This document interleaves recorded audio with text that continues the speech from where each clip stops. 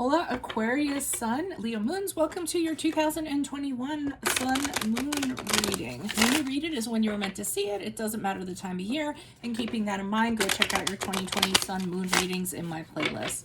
If it resonates, of course, consider a personal reading. Just send me an email. I'm doing these in order of requests in the comments. The first portion of this reading will be the traits of your sun. We'll go over the traits of your sun-moon combination. I'll lay out the main cards. We'll take a quick look at your 2020.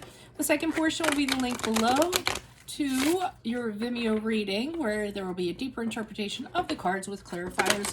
I'm dividing the year up into 4 separate quadrants. Other things to mention: ask me a question on Instant Go. Check me out on Facebook, Instagram, TikTok. Check out my playlist for what is your ideal career sign based on your career based on your midheaven, and also what is your compatibility with your partner's sun sign, which is a work in progress. Like, share, subscribe, and or donate. Otherwise, let's get to the traits of your sun sign combination. So, Aquarius, Leos.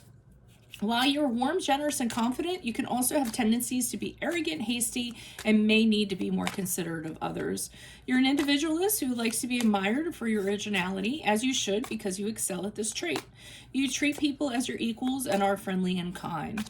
While internally conflicted between your mind and your heart, your combination has intelligence and dedication. You can be a force to be reckoned with because you are a stubborn, strong personality.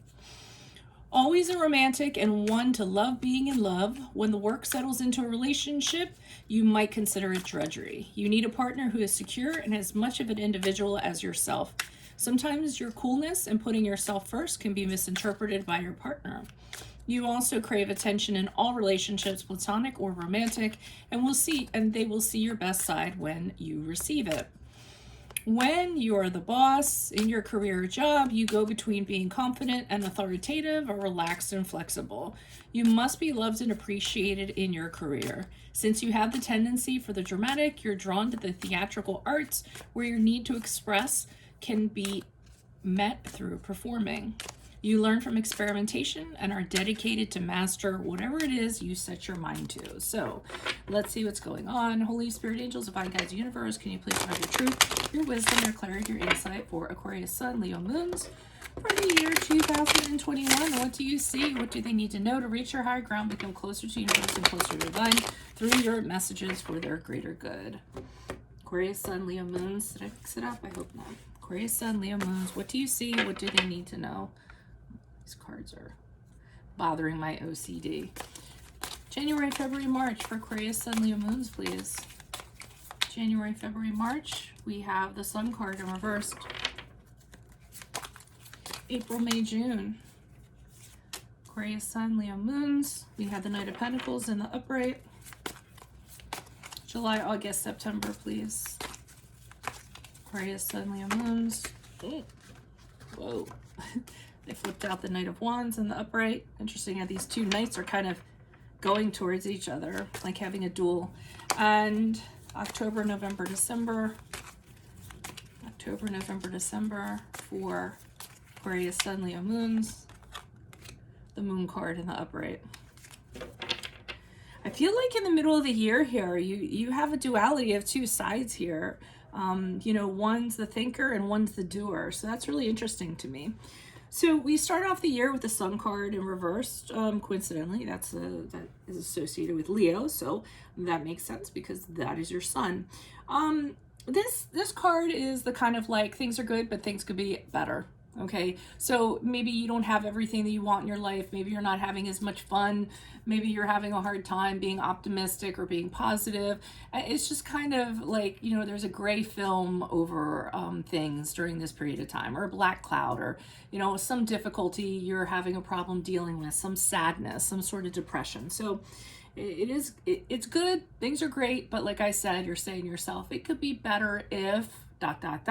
and then you fill in that blank. April, May, June has you kind of figuring something out. It could be how to better your situation from January, February, March. Kind of planning, kind of strategizing, kind of observing.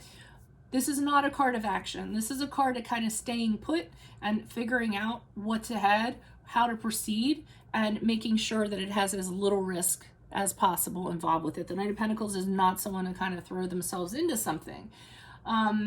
So you may have that kind of energy in April, May, June as you study and kind of figure things out and don't want to take any risks.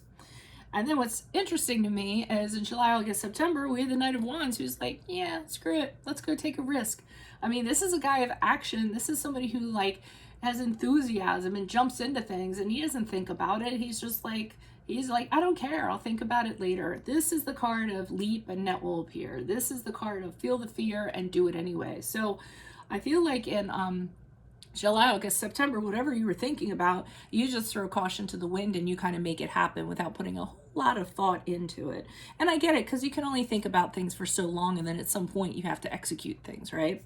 So that's what I'm sort of getting. Now, end of the year, October, November, December, we have the Moon card at the upright. And this is a card of, okay, you might have gotten into something, you were all hyped up on it, you jumped into it, and now you're just kind of figuring it out. And this is the card of Pisces too. So however things are not as they appear. Okay, the Moon card is very bewitching. Everything looks better under the light of the moon, but also you have a hard time navigating through it because you're in the dark.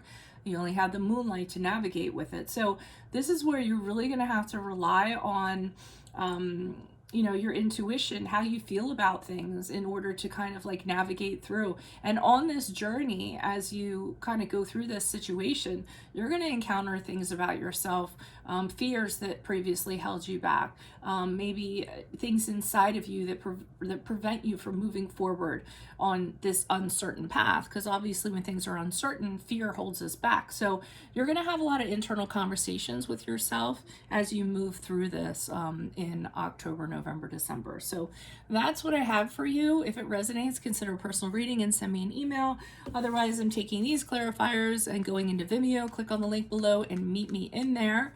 Ask me a question on Instant Go. Check me out on Facebook, Instagram, TikTok. Check out my playlist for what is your ideal career based on your midheaven. Also, what is your compatibility with your partner's sun sign? And then make sure to check out your 2020 sun moon readings that are still in my playlist to see if they rang true for you. Otherwise, I'll see you in Vimeo. Adios from Veronica Garnett. Bye.